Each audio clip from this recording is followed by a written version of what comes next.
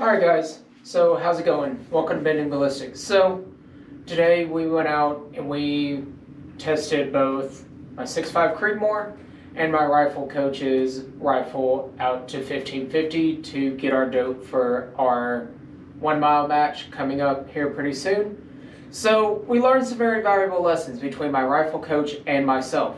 So, one thing that we really learned with the 6.5 Creedmoor compared to the 6mm Dasher is even though it is slower, it does buck the wind a little bit better with a 140 grain projectile versus the Berger 105s. And another variable that we learned a very hard way, and luckily we had a friend out there with us that had a good spotting scope, but the binos in which I have and the binos in which he has are not adequate for getting out that far and being able to spot hits, misses, so on and so forth. So I do want to go ahead and apologize to you guys that we were not able to get actual footage from us shooting today. So that's kind of my bad. I forgot to charge my GoPro and then a bunch of other things happened. So that's kind of where we are with that. So I apologize for that, but bear with me guys, and we'll get through it. So there will be some footage coming of matches here pretty soon. My season's about to kick off, so give me a little bit of time and we'll start getting some match footage rolling in here. But right now, what we're working on is figuring out our rifles, figuring out our loads. I worked up a load last night for my 6.5 Creedmoor using Varget and Hornady 140 ballistic tip hollow point projectiles. And that was the load that I actually ran today. I'm actually out of Berger hybrid projectiles right now, so I had to use Hornady projectiles. But we're going to go over a little bit of what we noticed today. So, with the 6mm Dasher, it hits Transonic at 1,250 yards, whereas the 6.5 Creedmoor hits Transonic at 1,300 yards. And for you guys that don't know what Transonic means, Transonic is the area in which your projectile is hitting subsonic as it's coming back in from breaking the sound barrier once it comes back in. So it's when it hits below, I want to say right at 1,000 feet per second. I might be wrong on that exact number, but that's where the transonic speeds hit. And it's just once the projectile comes back in through the atmosphere, so on and so forth. So one thing that we really noticed with the 6mm Dasher, which granted the Dasher is a lot smaller caliber compared to the 6.5 Creedmoor, case capacity is about a third. However, I don't want to say a third, I'd say probably 2/3 to what the 6.5 Creedmoor is. So the case capacity is a little bit smaller versus the 6.5 Creed.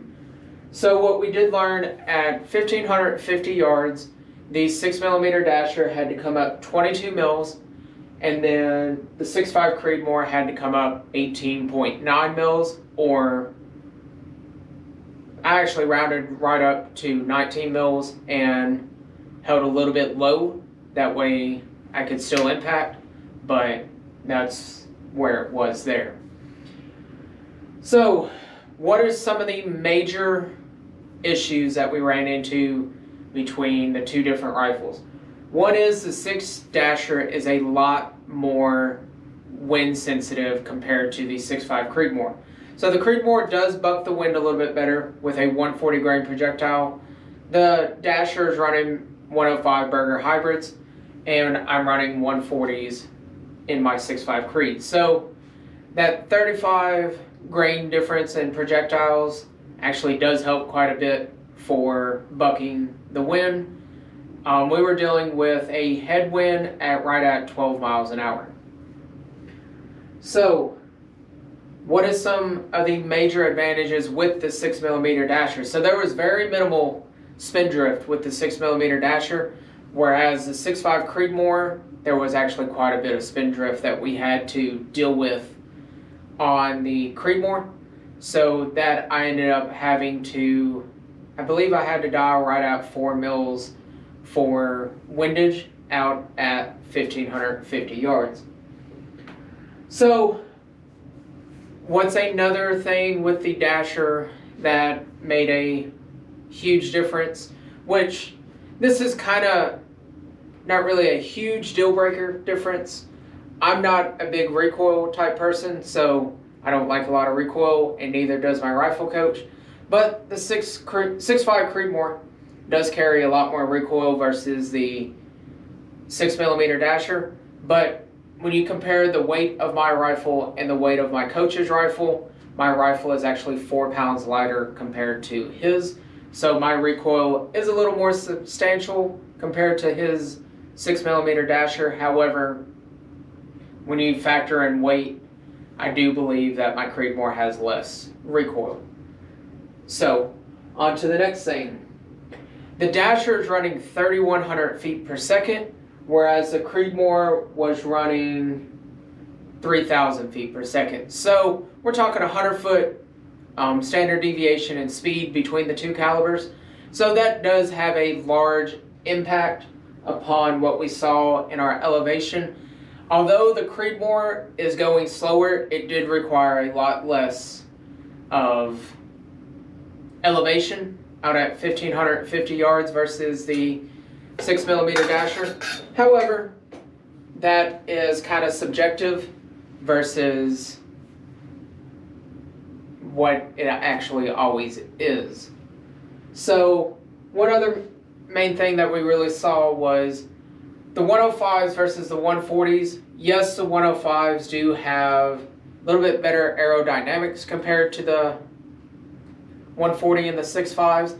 However, that 6mm cartridge, being a 105 projectile, it is very wind sensitive. So keep that in mind, guys.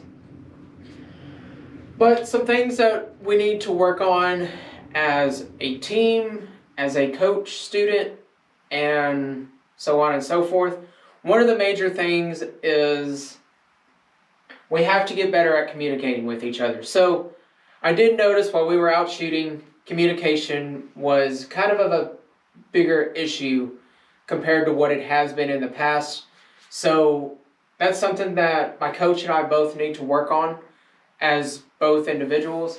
But another thing that I did learn that we need to work on is how we are calling our misses. So I'm still getting a little used to seeing mills through a set of binos, like how I have here. So it's a little bit different for me. I was actually calling the misses by the feet, whereas he was calling the misses by the mills. So having to do that conversion in your head when somebody's calling feet and the other person's calling mills, it does get a little bit complicated, and that's something that we're going to have to work on. But guys, overall, it was a great experience. We got every rifle out there to where we wanted it to go, and I appreciate you guys for watching. Don't forget to like and subscribe, and if any of you guys have entered the 250 sub giveaway challenge, link your videos down below. That way I know where I can find them at. That way I can start grading group sizes. So guys, I appreciate you. Don't forget to like and subscribe, and I will catch you guys next time. Thanks. Bye.